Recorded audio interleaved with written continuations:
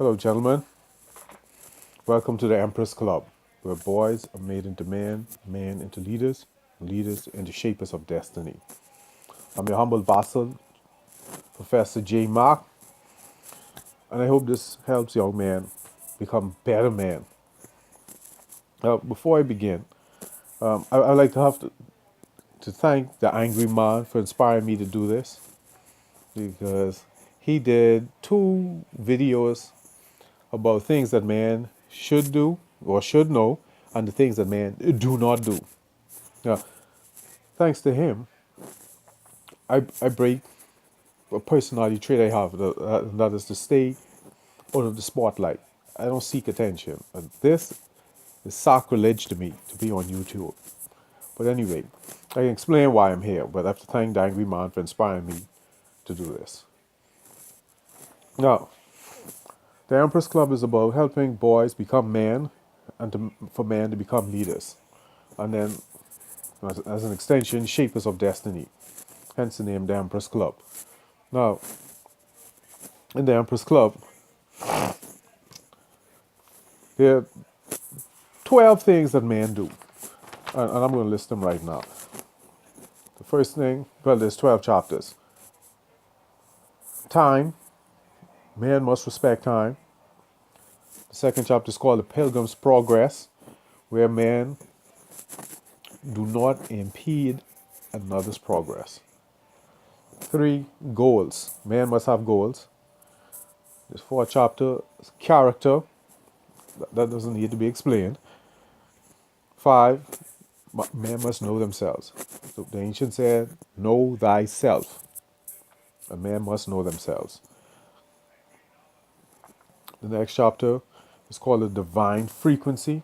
And this is where men strive to be the best that they can be. The next one is to read.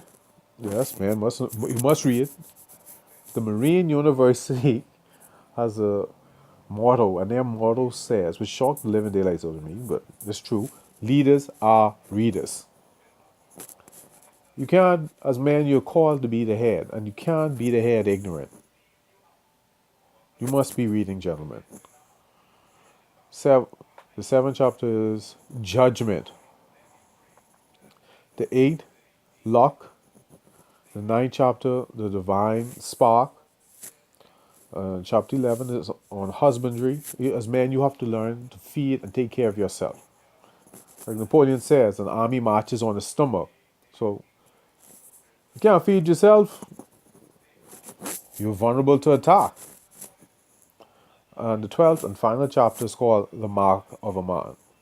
Before we begin, to enter the Empress Club, there's an initiation process. So you don't just walk in the Empress Club off the street. There's an initiation process. There are things that we have to get clear and straighten up before you even enter. Here's the 7 things that must be addressed in the initiation process so that you gentlemen can decide whether or not you wish to continue down the path what society has set for you, or if you wish to be a real man. The 7 things men do not do is waste time, waste other people's time, impede another's progress, be aimless. So man, you must have direction. And as man, you must never, ever, ever lose your self-respect. You must always have your self-respect and always have your dignity. And 6, you must never be a conduit for evil. And finally, this man, on the real, you are never to worship ignorance. Never. So before we enter the Empress Club, we get to go through the initiation progress. The process, sorry, before we can progress to the Empress Club. Now,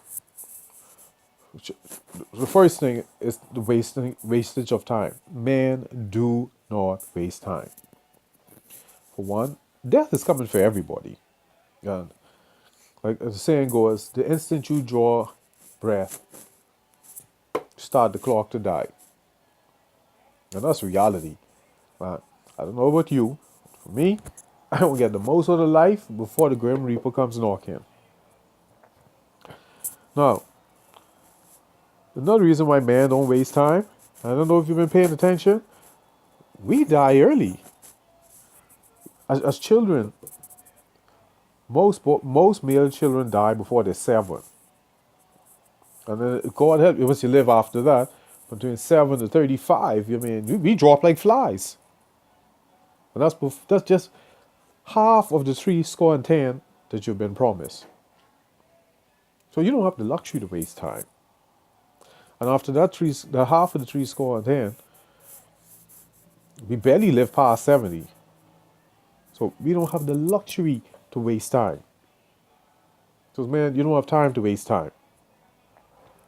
And I'll always remember the song by Bob Marley because I got in trouble for it for singing it in church as a child. Because to me it was so profound. If you know what life is worth, you look for yours here on earth. I sang that. I was reprimanded for it. But I never forgot. I still sang it in my head. I didn't say it out loud. But that was my motto. If you know what life is worth, you look for yours on earth. And you get but so much time. Only but so much, gentlemen. And it seems as if the universe conspires against you as a man to take you out early. That alone is why you don't have time to waste. Get what you can while you can. Like the saying goes, make hay while the sun shines. Excuse me. I don't know, but truth be told, this I have to explain why this story came about. I can explain why the story came about, how this came about. There's a story behind it. Time never stops. It never stops. And man don't have the luxury to waste that. It's that time. The clock spins. You don't have the luxury. That's another reason why you respect your time. Respect time and don't waste time. Mike Murdoch said that he's never met a rich man that didn't value his time. And he's never met a poor man that valued his time. Never met a rich man that valued his time or a poor man. I mean, a poor man that valued his time. And that's serious business. Because in this world, you need money. The Bible says money answers all things. So you can't escape it. And if money is needed, answers all things, and the only way to get it is to respect time and to value time. Gentlemen, it goes without saying, you have to value time. Okay, while the sun shines. My teacher had said something that was so beautiful. I use it to this day. It was in 11th grade. She said that rich and poor both get 24. Rich and poor both get 24. So yes. They are mitigating circumstances. However, the clock is not stopping. You see that? 60 seconds going to pass. What you do with it. It's how you use it. So you can't control the circumstances you find yourself in that you've been born in. And maybe you can't control the circumstances you find yourself in, and you have to make choices based on that. Not maybe what you want, but you can control what you do with your time. No one can control being born. No one can control being who the circumstances they're born in, who their parents are. You can't control that. But you can control how you use your 24. You're going to be very rich or you're going to be poor. That's it. No shades of grey. Not here. Man don't have the luxury to have shades of grey. It either is or it isn't. So my grandmother said something to my cousin, and I love that. She told her, boy, the sun only rises once. Never forgot that. The sun never rises once. My cousin was 10, 12 years older than me. The sun only rises once. So no one gets special treatment. The sun does not rise. But anyone doesn't give anyone special treatment. Like the teacher said, rich and poor both get 24. Better put that to good use. Because the sun only rises once. And the Chinese have a saying, I think it was Hooligans, a book called Hooligans. Read the book twice because of this. And it said, with money, you're an eagle. Without it, you're a worm. Good God. The saying time is money, that's it right there. Time is money. You don't allow people to waste your time. And you don't even waste your time. You put your time to good use. Because time determines how much money you get. Rich and poor both get 24. So you better use it wisely if you're not rich. Because it's going. What you do with it, it's up to you. But you've got a choice. Before you could have gotten away with it, up to now, you can't be ignorant. You're not ignorant. You can't escape it now. With money, you're an eagle. Without it, a worm. Time is money. The rich value their time, the poor do not. And rich and poor both get 24, and the sun only rises once. As of today, you have no excuse. That's why time is the only true currency. Because I don't care if you get $1 billion or nothing in your pocket. When the Grim Reaper come, your clock hit 4 zeros, you gotta go. Can you make sure when your clock hits 4 zeros and the Grim Reaper come knocking, you open that door, let him in. You better respect time, gentlemen.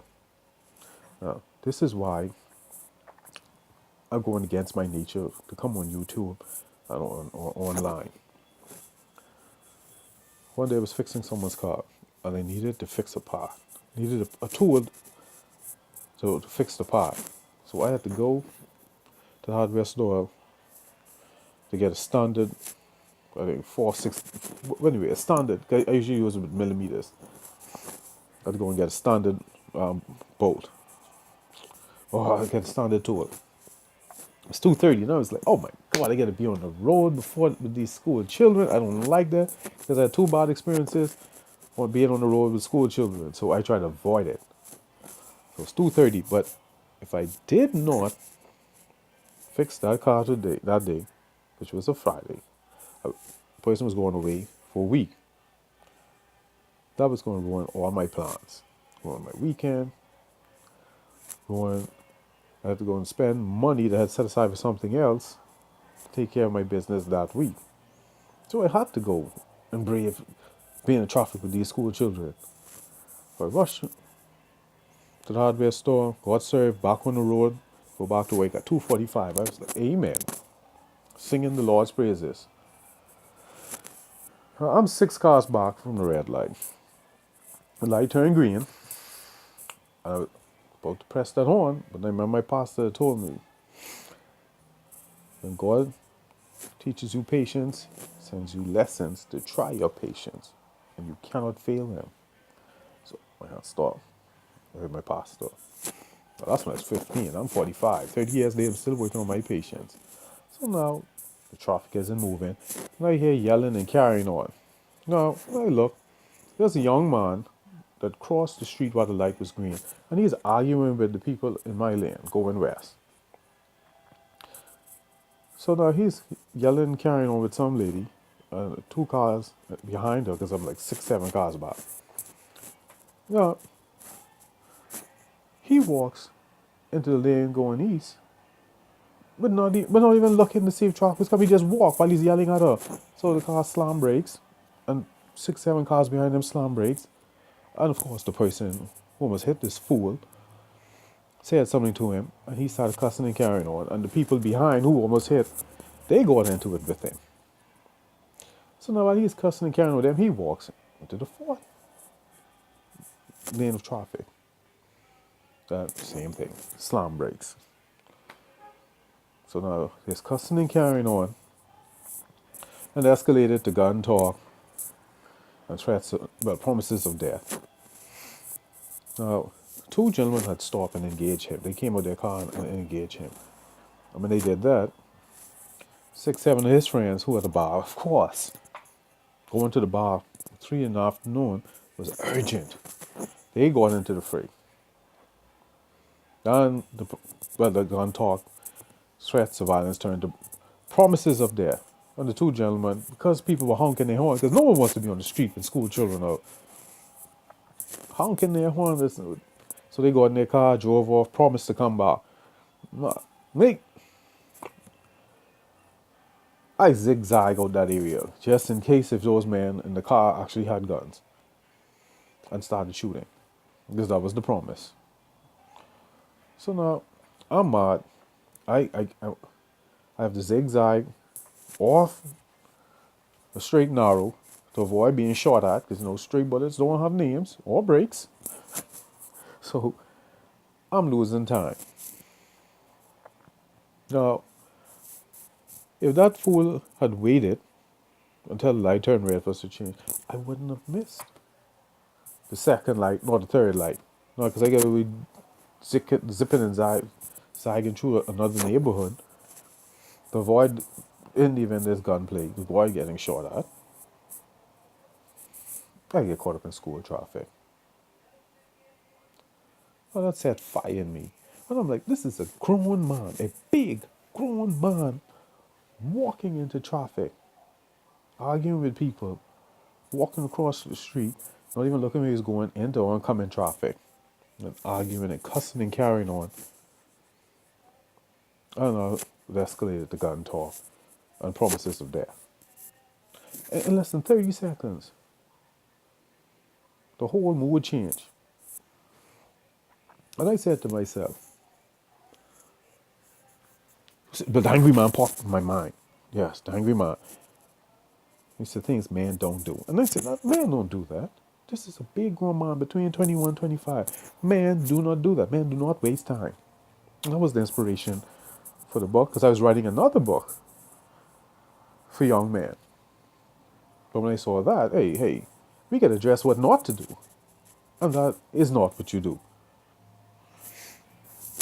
And that was the inspiration for this book and the initiation process. If you are time-based, please have a Coke and a smile. This isn't for you. And the sad thing about this gentleman is that, let's say school was out and young boys saw that behavior, they're going to think that that's what men do. That's what being a man is about, being irresponsible. And they're going to mistake him stepping in traffic with no regard for oncoming traffic and people having to stop.